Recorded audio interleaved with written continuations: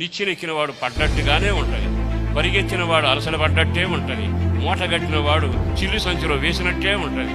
వెలుగైన మనుగడ చీకటిగా మారుతూనే ఉంది.